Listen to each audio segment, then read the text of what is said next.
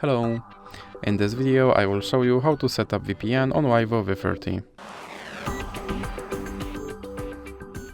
So you have to start by opening your Google Play Store, then click on search bar and type in Turbo VPN and click search.